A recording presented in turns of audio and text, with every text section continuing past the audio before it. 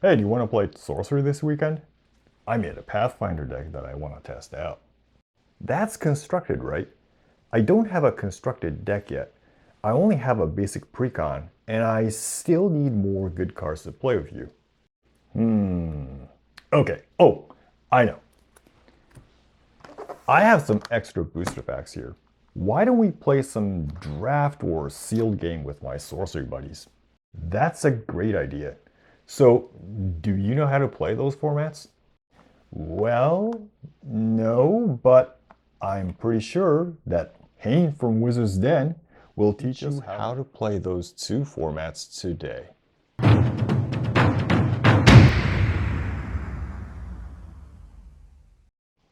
Hey everyone, how's it going? This is Hayne from Wizard's Den, and today I'll teach you how to play draft and sealed format in Sorcery Contested Realm. These two formats are really fun formats in Sorcery. The large card pool of 403 cards allows players to have the best draft experience, and it is one of my recommended formats you should all try. It's also great for people who don't have enough cards to play in Constructed. Only thing you need is some booster packs of Sorcery, some basic sites, and common avatars. Here are the different chapters this video will include.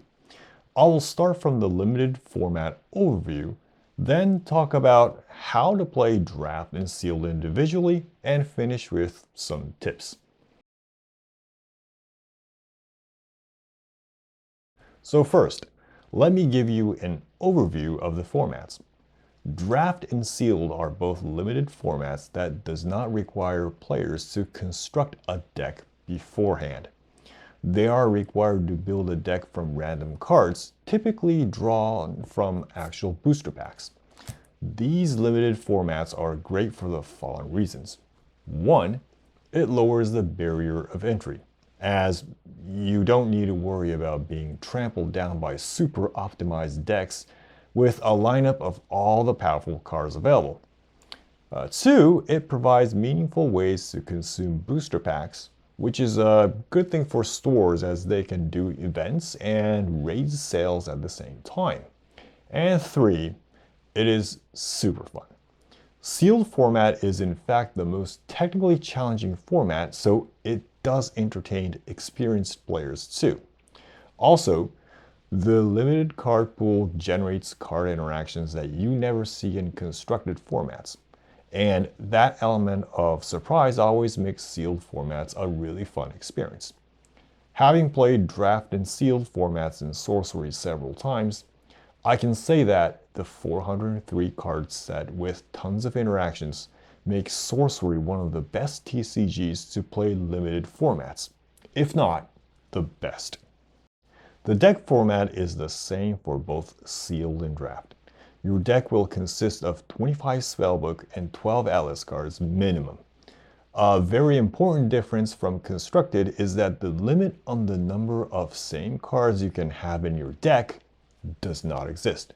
So technically, you can have 3 Philosopher's Stones in your deck if you manage to get them. Even though players do not need to bring decks to play limited formats, there are some cards you do need to provide separately to play these formats due to the booster pack composition. You will need to provide sites and common avatars for players to pick and choose from. From my experience, you would want to provide 48 sites per each element for a draft pot of 8 players. For towers, provide 16 of each towers, as the genesis of tower cares about the name of the tower.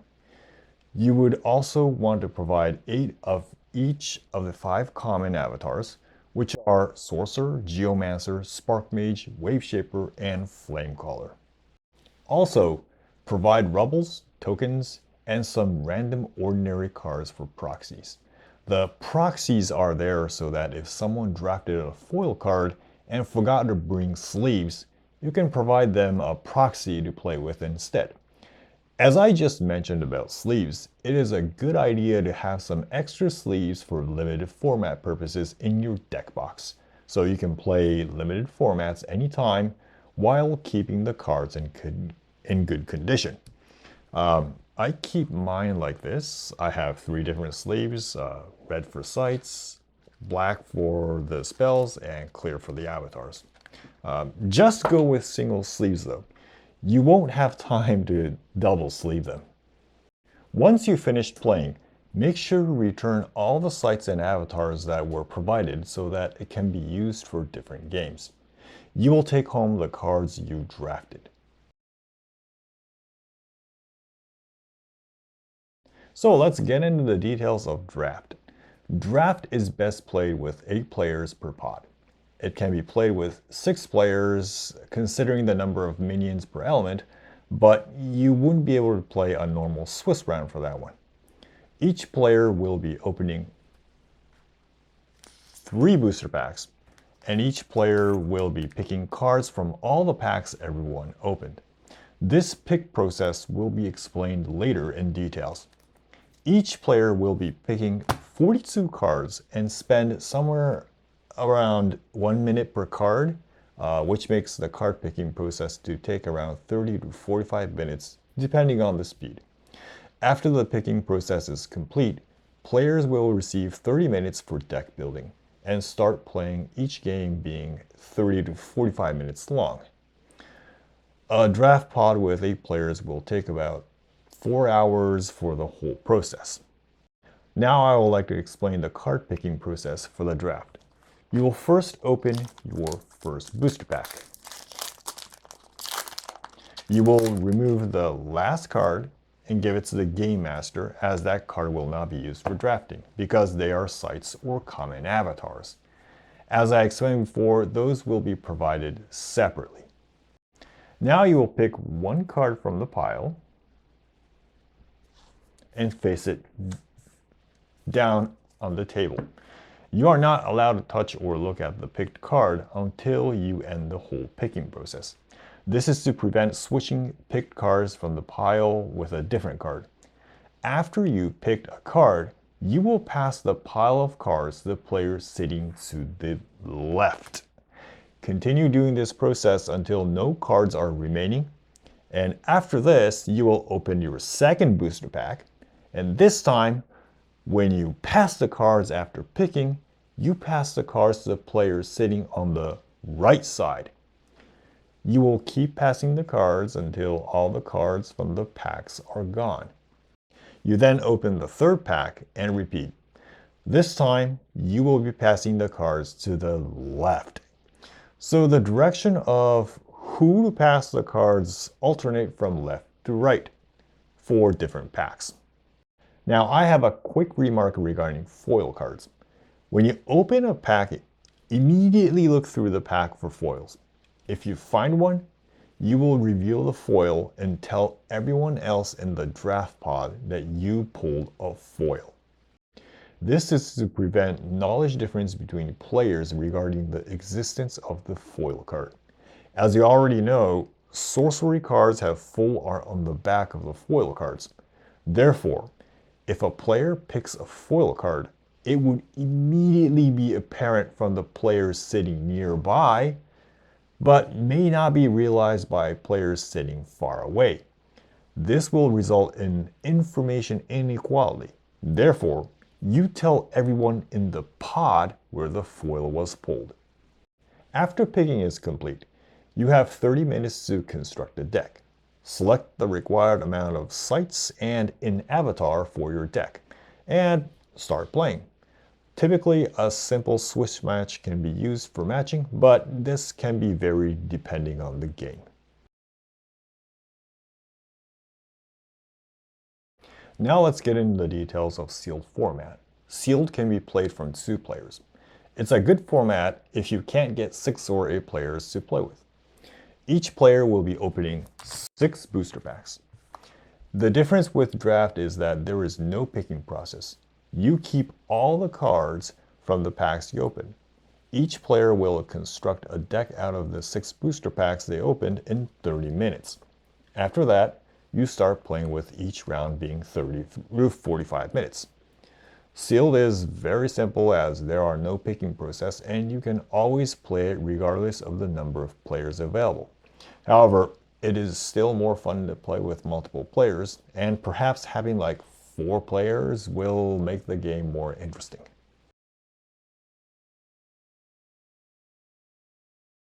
Now let's go into small tips for these limited formats. As you are getting random cards, your most consistent way of dealing damage is by using minions.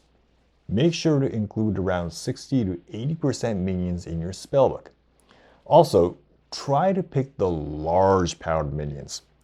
In limited formats, the number and types of removals are limited. The higher the power, the harder it gets to remove the minion. A single 5-powered minion can seal your opponent's fate in some cases. The mana cost may be high, but due to the speed of limited format games, even a 7-cost minion is not prohibitive, as ramping up to that mana base is achievable. As some minions will be really hard to deal with, make sure to pick some removal spells too. And finally, always choose some spells that will let you get the final death blow. I will also like to show some example of nice ordinary minions that you might consider picking.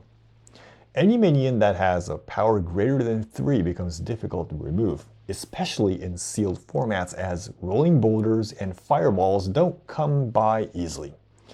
Dealing 3 damage is the typical limit for ordinary spells you can pick, so picking above this power threshold gives your minions resilience to direct damage spells. Highland Clansmen and Amazon Warriors are both 5-power ordinary minions that are almost impossible to remove in sealed, unless you have a Bury. Sandworm is a 4-power for 4 mana that has landbound, but it is far more likely for your opponent to play land sites than water sites, so it is a great option as it rarely suffers the negative ability. Roaming Monster is quite useful as you can place it right beside your opponent and apply direct pressure. You may also question which avatar would be the best in sealed. This would depend on what the main element you were able to choose, but if you were able to go Earth-centric, Geomancer will be extremely powerful. Due to its ramping capabilities, you will be able to get card advantage while you ramp up your mana base. This works really well with casting large minions, so it also incentivizes picking large and powerful minions during the card pick. Most games in limited format will require you to ramp up to more than 5 sites, so I think Geomancer will be the most powerful avatar if you can get the elements aligned. So that is it. I hope you all learned new ways to enjoy playing Sorcery, and I would like to ask you to try at least once with your local friends. Booster packs are not just for filling up your collection. There is more to it, as I showed you in this video. So make sure you don't open your booster packs frivolously and keep some for these limited formats. If you like this video, please give it a thumbs up and subscribe to the channel for future episodes regarding Sorcery. Thanks for watching, and until next time, have a great game.